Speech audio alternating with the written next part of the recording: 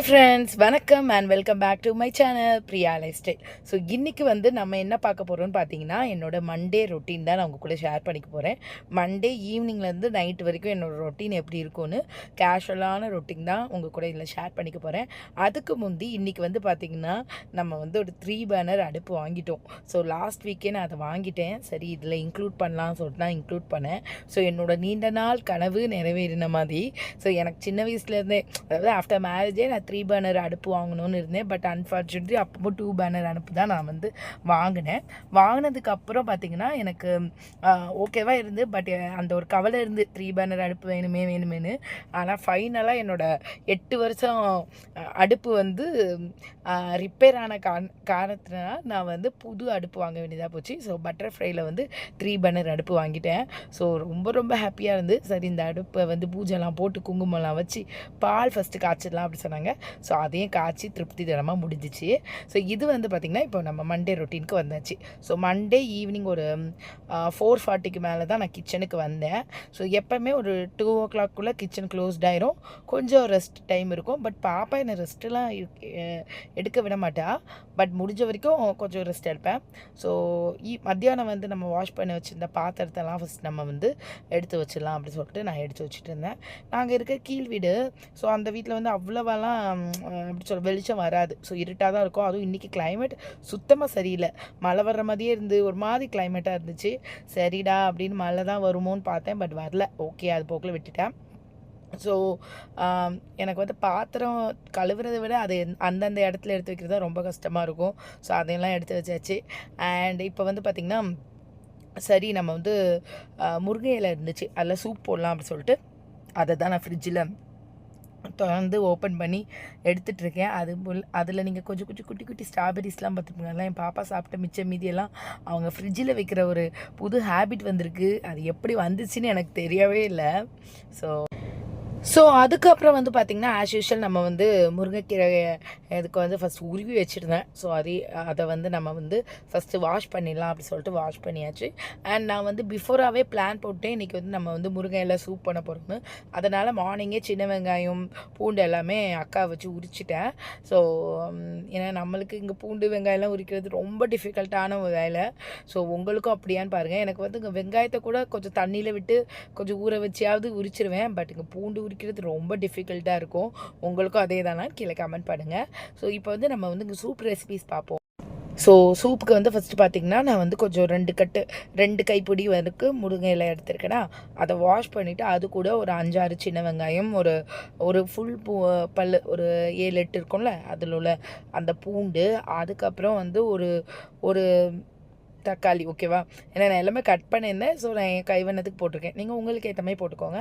அதுக்கப்புறம் ஜீரகம், மிளகு, சோம்பு. ஸோ சூப்புனாலே எனக்கு சோம்பு போட்டால் ஒரு தனி டேஸ்ட்டாக அந்த மாதிரி இருக்கும். ஸோ உங்களுக்கும் அந்த மாதிரி இருக்குமான்னு சொல்லுங்கள். அப்புறம் கொஞ்சம் மஞ்சத்தூள், சால்ட்டு, ஸோ எல்லாமே போட்டுடலாம். அவ்வளோதான். ஸோ எப்போவுமே நார்மலாக எந்த சூப்னாலுமே நம்ம தக்காளி, வெங்காயம், ஜீரகம், சோம்பு, மிளகு அண்டு மஞ்சத்தூள், உப்பு. ஸோ அவ்வளோதான் கான்செப்ட்டு. ஸோ அதே கான்செப்ட் தான். ஸோ நல்லா இது போட்டுட்டு நம்ம என்ன பண்ணணும்னு பார்த்தீங்கன்னா, ஸோ எல்லாம் போட்டுட்டு நம்ம தண்ணி அது மூங்குற அளவுக்கு தண்ணி விட்டு ஒரு 4 விசில் விட்டுடலாம். அண்ட் இங்கே பார்த்திங்கன்னா, மார்னிங்கே சீனி கிழங்கு வேக வச்சுருந்தேன். ஸோ சென்னையிலேருந்து வந்ததால் செம டேஸ்ட்டு. இதுவே ஊர்லலாம் அந்த அளவுக்கு இருக்கவே இருக்காது. அதுக்கு எவ்வளோ நாட்டு சக்கரை போட்டாலும் சுகர் போட்டாலும் அந்த இனிப்பு வராது. பட் இது ரொம்ப நல்லா டேஸ்டியாக இருந்து. ஸோ சால்ட் மட்டும் போட்டு நல்லா ஸ்டீம் பண்ணி எடுத்து வச்சுருந்தேன். சரி அதை சாப்பிட்லாம் அப்படின்னு சொல்லிட்டு ஜீரக தண்ணியை நான் ஃபர்ஸ்ட்டில் மார்னிங்கே போட்டு வச்சுருவேன்.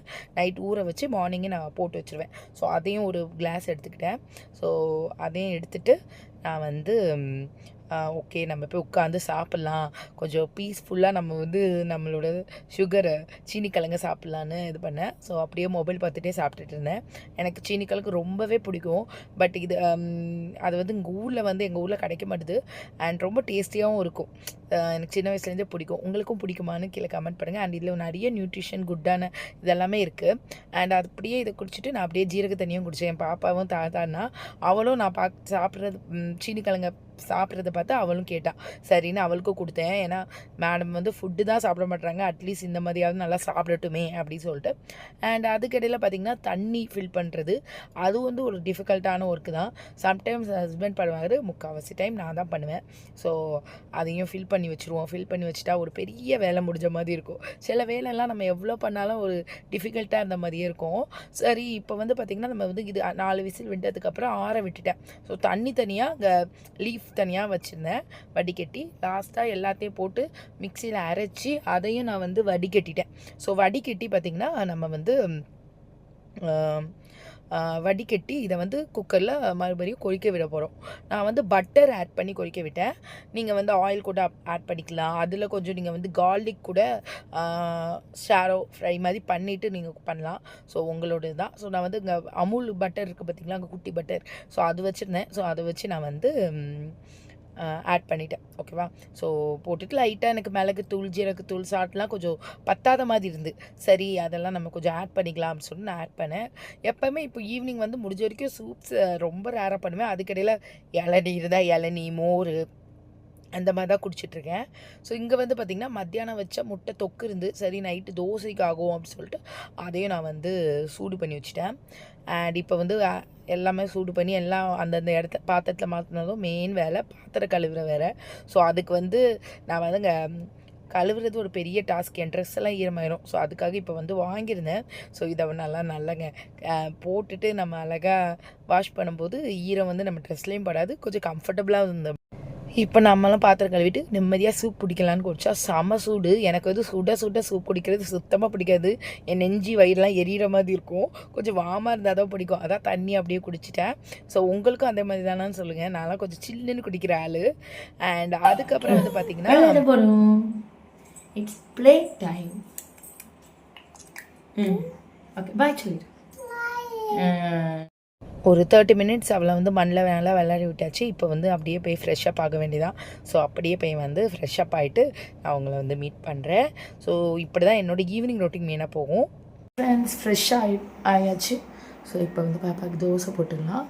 ஸோ நான் வந்து மில்லட் தோசை தான் வந்து போட போகிறேன்.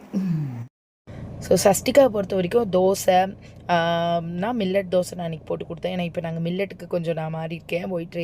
ஒயிட் ஐட்டத்தை அதிகமாக அவாய்ட் பண்ணிட்டேன். பட் ரொம்ப அவாய்ட் பண்ணாமல் முடிஞ்ச வரைக்கும் அவாய்ட் பண்ணியிருக்கேன்.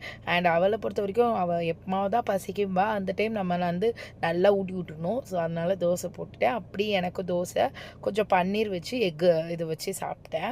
அண்ட் அதுக்கப்புறம் பார்த்திங்கன்னா நாளைக்கு ஹென்னா போடலாம் அப்படின்னு இருக்கேன். அதனால் ஓகே ஹென்னா வந்து மிக்ஸ் பண்ணுறதுக்காக அக்கா வர சொல்லியிருந்தேன்.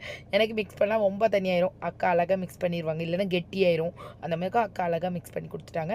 அண்ட் எப்போவுமே பார்த்திங்கன்னா நைட்டு நாளைக்கு என்ன சமைப்பேன்னு பிளான் பண்ணிடுவேன். நாளைக்கு வந்து மில்லட்டில் வந்து வரகு அரிசியில் வந்து சாம்பார் சாதம், அதுக்கப்புறம் வந்து பார்த்திங்கன்னா புளி எடுத்து வச்சுருக்கேன். ஸோ பாப்பா இருந்தா அதனால தான் அவளுக்கு வந்து பச்சை புளி சாப்பிட்றது அவ்வளோ பிடிச்சிருக்கு. அது ஏன்னே எனக்கு தெரியலை. ஸோ அவளுக்கு அது ரொம்பவே பிடிக்கும். சரி அப்படி சொல்லிட்டு இங்கே புளி ஊற வச்சுருந்தேன், ஏன்னா சாம்பார் சாதத்துக்கு போடுறதுக்காக.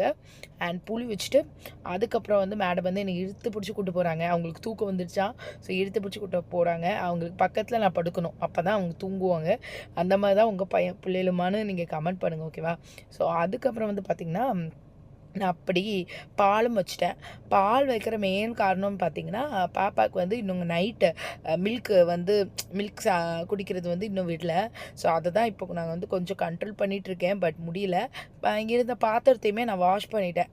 வாஷ் பண்ணியும் முடிச்சாச்சு. கொஞ்சம் கம்ஃபர்டபுளாக முடிஞ்சிடும். அப்புறம் இருக்கிற கொஞ்சம் பாத்திரத்தை வாஷ் பண்ணிவிட்டு நான் போய் அப்படியே படுத்துருவேன். அவளை தூங்க வைக்கிற வேலை தான் மெயின் வேலை. முந்திலாம் பார்த்திங்கன்னா அவள் வந்து மத்தியான டைமில் கொஞ்சம் நேரம் தூங்குவாள். ஆனால் இப்போ சுத்தமாக மத்தியானம் தூக்க விட்டுட்டா. சார் மத்தியானம் தூக்க விட்டுட்டா அப்போ ஒரு 7 o'clock 6:30 கூட தூங்குவாள் மத்தியானம் தூங்கலைனா. ஆனால் இப்போ அதெல்லாம் 10:30 வரைக்கும் போயாச்சு. ஸோ ரொம்ப ரொம்ப டிஃபிகல்ட்டாக இருக்குது இவ்வளோ தூங்க வைக்கிறது. ஸோ அதனால தான் என்னால் அதிகமாக வீடியோவில் வந்து என்னால் வீடியோவே போட முடியல, ஓகேவா? என்னை எடிட்டிங் பண்ண முடியல, வீடியோ போட முடியல. ஸோ அந்த மாதிரி அது ஃப்ளோவாக போயிட்டுருக்கு. அதனால தான். ஸோ அதுக்கப்புறம் வந்து பார்த்திங்கன்னா இப்போ வந்து நான் வந்து ஒரு எப்படி சொல்கிறது, நார்மலாக மில்லட் டயட் எடுத்துகிட்ருக்கேன். ஒயிட் ரைஸு, அப்புறம் ஒயிட் தோசை மாவு அந்த மாதிரி எதுவும் சாப்பிடாம. பட் அது ரெகுலராக என்ன பண்ண முடியல. அப்பப்போ எங்கேயா போக வேண்டியதாக இருக்குது. அம்மா வீட்டுக்கு போனால் அது அப்படியே நம்மளுக்கு வந்து மறந்துடுதுன்னு சொல்ல முடியாது, அப்படியே நம்ம வந்து விட்டுருவோம். ஏன்னா அங்கே போய் நம்ம டயட்டெல்லாம் எதிர்பார்க்க முடியாதுல்ல. நம்ம வீட்டில் தான் நம்ம டயட் எதிர்பார்க்க முடியும். ஸோ அதனால். அண்ட் இப்போ வந்து துணியும் போட்டாச்சு. ஸோ துணியை நீ வந்து ஃபுல்லாக நம்பது காய போட்டுருவேன். காய போட்டால் துணி காய போடுற வேலையை முடிஞ்சிடும். மார்னிங் வந்து மழை இல்லைன்னா, ஏன்னா கிளைமேட் இப்போல்லாம் பார்த்திங்கன்னா ரொம்ப மழை வர்ற மாதிரி ஒரு மாதிரி கிளைமேட்டாக இருக்குது. உங்கள் ஏரியாவும் அப்படி தானான்னு சொல்லுங்கள். பால் பொங்கியாச்சு. இப்போ ஹஸ்பண்டுக்கு பன்னீர் கிரேவியும் பன்னீரும் நம்ம வந்து மேக்னேட் பண்ணி வச்சுருந்தோம்னா அதுவும் தவா ஃப்ரை பண்ணியாச்சு. அண்ட் இங்கே வந்து பார்த்திங்கன்னா ஸோ ஃப்ரெண்ட்ஸ், பாப்பா தூங்கிட்டா. அப்புறம் வந்து நான் ஜீரக தண்ணி கொஞ்சம் குடிச்சிட்டு நாளைக்கு தேவையான தண்ணிக்கு நான் வந்து ஜீரகம் வெந்தயம்லாம் ஊற வச்சுட்டு நான் அப்படியே வந்து பார்த்திங்கன்னா கொஞ்சம் பாத்திரம் இருக்குது. ஹஸ்பண்டுக்கு அதை இங்கே பன்னீரையும் ஒரு இதில் போட்டு கொடுத்துட்டா அவங்க அந்த பிளேட்டை மட்டும் வாஷ் பண்ணிக்குவாங்க. ஸோ அப்படி தான் என்னோடய ரொட்டீன் போகும். ஸோ இன்றைக்கி இந்த மாதிரி தான் என் ரொட்டீன் போச்சு. பிடிச்சிருந்தா லைக், ஷேர் அண்ட் சப்ஸ்கிரைப் பண்ணுங்கள். நாளைக்கு பார்க்கலாம்.